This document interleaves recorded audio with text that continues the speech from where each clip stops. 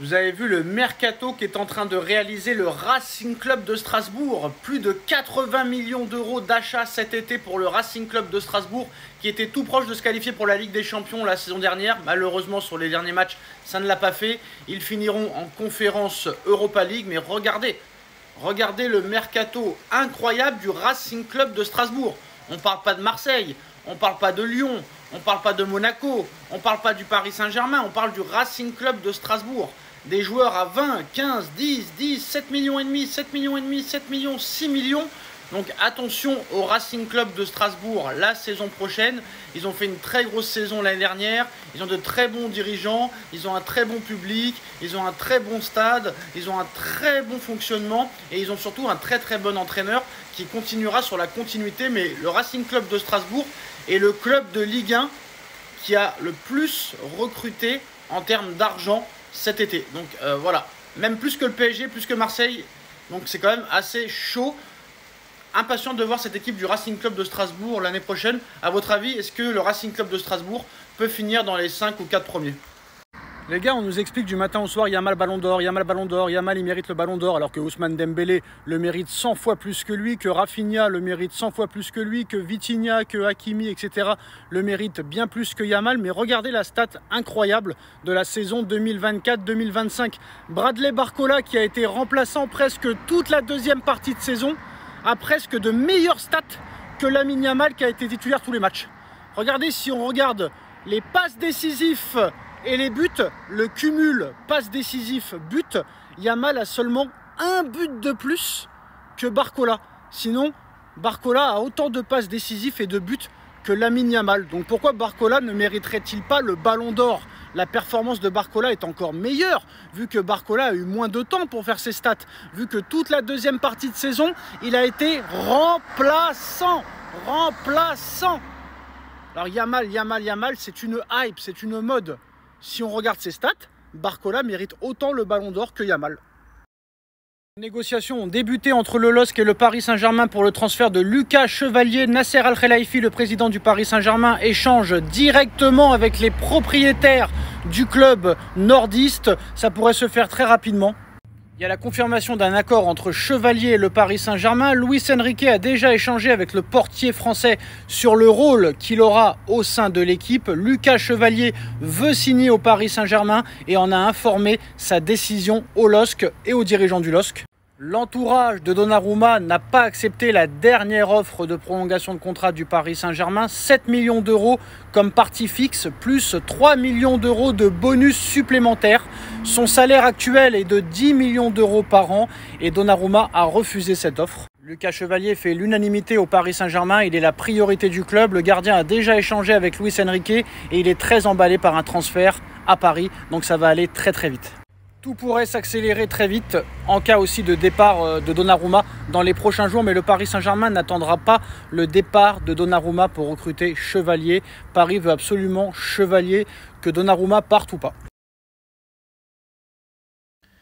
Lucas Chevalier va rejoindre le Paris Saint-Germain dans les prochains jours. Accord trouvé dans les grandes lignes entre Lucas Chevalier et le Paris Saint-Germain. Les négociations sont dans une phase très concrète avec le LOSC qui demande 40 millions d'euros pour son joueur. Une somme qui n'effraie pas le Paris Saint-Germain, mais surtout Donnarumma va quitter le Paris Saint-Germain dans les prochaines semaines et Paris va réutiliser l'argent qui a été récolté pour Donnarumma pour le réinvestir sur Lucas Chevalier.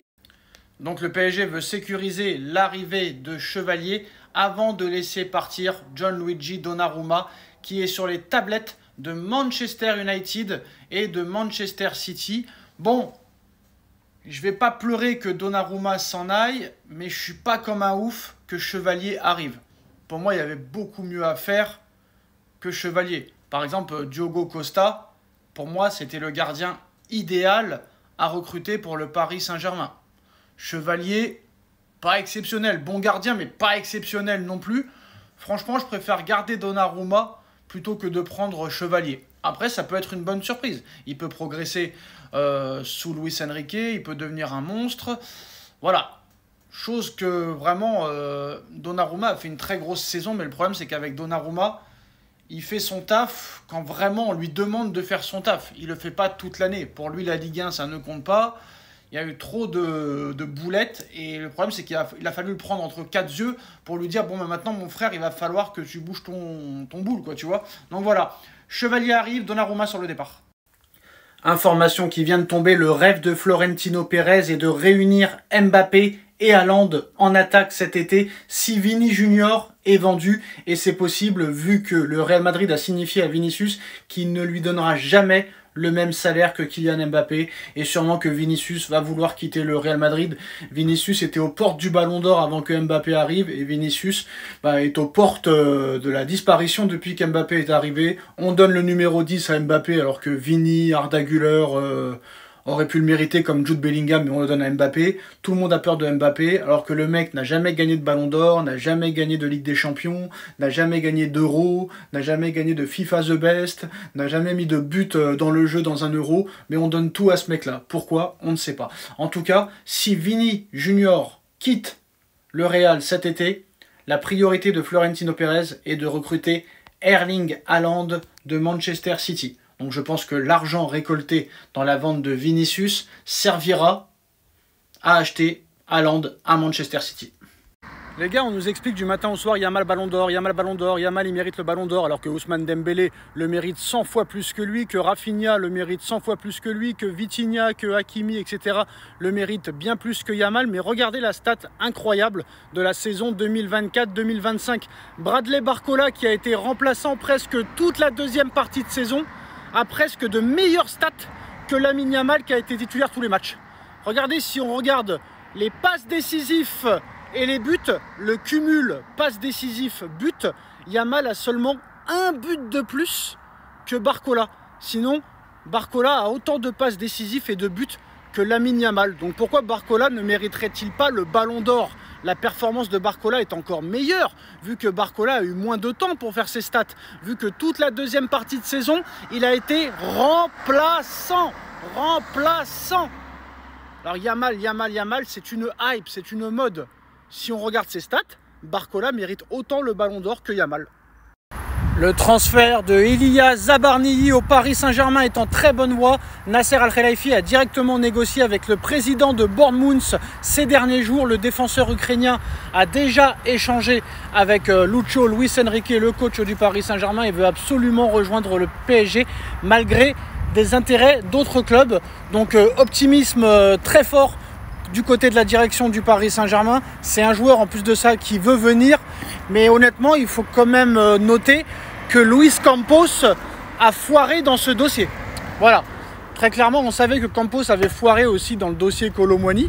Bon, il aurait dû le foirer jusqu'au bout, dommage que Nasser s'en est mêlé, mais là très clairement c'est Nasser qui a pris contact.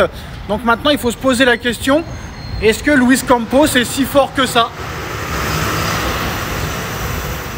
Est-ce que Campos est indispensable en tant que directeur sportif du Paris Saint-Germain?